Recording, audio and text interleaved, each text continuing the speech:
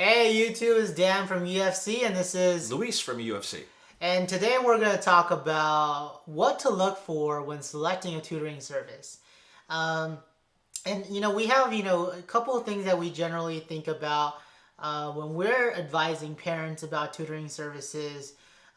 We primarily focus on, EF skills, but on occasion we do some tutoring, subject tutoring as well. But a lot of times, what we do is we actually coach tutors on how to teach their kids Yeah. or how to teach our kids, right? Um, so when we're thinking about tutors, we think about generally, three to four things, right? The first thing is, what are you really looking for in a tutor? The second thing is, does that tutor have good references? Do they come from a good background? The third thing is, are they a good match for your student?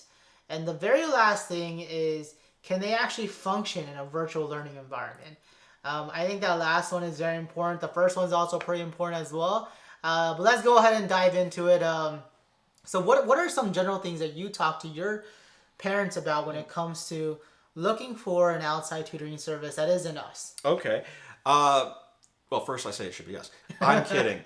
But if a parent is looking for a tutor, I would say that first of all, I think identifying what the student needs is critical, and that might take a meeting or two with a tutor just to figure that out, what the exact hurdle is. I can tell you, for example, we do a lot of EF coaching, of course, and when we do our EF coaching, I see students say, I'm terrible at math. But we look into it, it's not just you're scared of math more than you're terrible at math. So sometimes you need to figure that out. So it's very important. Talk to the teachers, talk to school counselors. Check their homework yourself to figure out what the exact hurdles are. I think that's the most important thing to get started. And then after that, I think it's figuring out, does the tutor know what they're doing?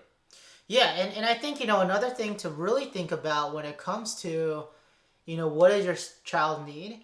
You also want to think about what kind of working relationship you're looking for when it comes to an outside tutoring service, etc. Um, and I think the one thing that I always talk to parents that I'm advising on is, well, are you looking for a long-term relationship or a short-term relationship? A lot of times as EF coaches, we're there usually for a long-term relationship.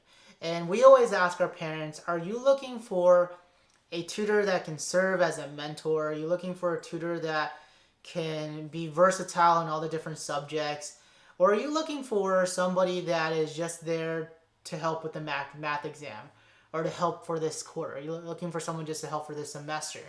And I think that that's really important to really understand kind of the duration of time. Because a lot of times I always tell parents, hey, usually when it comes as an EF coach, usually when I advise, hey, it's probably time for either myself or Luis or somebody else to step in and do some actual tutoring. I usually say, after I've worked with your student, it's not necessarily the planning and organization, even though those are factors. There's also just a lot of fear behind math, history, writing, or there's a lot of regression in the skills that they need for math, reading, history, etc. And usually, when it comes to that regression topic, students often, they don't really enjoy the topics. They don't really enjoy the subject. And I always suggest long-term relationship is always the best, because if your student is, behind on a certain subject, they're probably going to need more continual help, because that's the only way to become independent, is having continual, consistent help over a long duration of time until independence kicks in. But yeah, I think, just like Luis said, the next thing is to have good references. And I think that that's super important, just to make sure they actually, have, teaching experience. They actually know what they're doing. They have a proven track record. But I think probably the most important thing is that, during that first tutoring interview or whatever, yeah, I always say, yes, our kids are fragile, but have them sit in on that tutoring interview, because they're the ones that are going to be working with the tutor, not the parents and not us, right? Let me tell you what I always say in every session, every tutoring, that first interview when you've got a student present. I say to the student, look, we're going to talk about you a lot like you're not even here. I'll be talking to your parents and telling your parents a lot of stuff, and it's going to seem like you're not here. You are here, and we listening to you, and I want to know what you have to say. To let them know that. To let them know that they are integral. They're not just being, given a tutor. They are integral to the whole process, including the choice. Exactly. And, I think a lot of the times when we do EF coaching, we always tell our parents if the student doesn't click with us and they don't choose to work with us, the relationship is probably not going to work. And the same goes when it comes to tutoring. The student has to vibe with the tutor, the student has to get along with the tutor. And sure, it's hard to know after the first interview, but usually the student has a good intuition. Yeah, this person seems fine, let's give it a shot. So that's really important because long-term relationships and long-term growth, long-term learning is key to any kind of learning in general. Now, the last thing we always emphasize is that the tutor has to be equipped for virtual learning. Let me give some of my insight on that. Luis will talk about that afterwards. So one of the reasons is that you never want to let distance be a factor into whether or not your child can work with the person that they're comfortable with. And I think that's so key, right? A tutor in nowadays age is so much more than just a teacher, so much more than just somebody that's helping them with a subject or etc. A lot of times a tutor is a mentor, a tutor is a friend, a tutor is somebody that they go to when they are struggling with something that they just can't figure out. And you never want to let distance be an issue. I actually teach kids all the way on the East Coast, all the way in China, India, Indonesia, Australia. And, our ability and any tutor's ability to work through online and do it effectively and be able to make it seem like we're there in person, be able to share screens, be able to draw on our screens with our tablets, etc., and really engage with the students and really understand if they actually understand it or if they're just, quote unquote, lying or pretending or BSing us, right? That's super important. And having that skill online is just crucial to long-term success. So why do you think virtual learning is so important? Well, it's important because I think that it takes away a lot of excuses. It takes away a lot of I couldn't make it. It takes away a lot of I was really tired, etc. Yet you don't want to drive 30 minutes and then do a tutoring session and drive 30 minutes. That's 2 hours right there. But if you don't have to do it for 1 hour because you're not driving anywhere, that's a plus. And also, I think the student is in the comfort of their home without having a stranger in their home.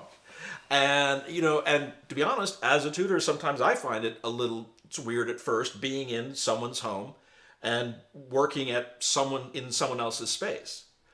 And I have found that for most of my students, the only thing that I can't do with them over the internet is high fives and blowing it up. That's about it. Yeah, that's basically about it. Awesome. So that's kind of our little insight, how we usually advise our parents that we're working with. If you like what we talked about, please smash the like button.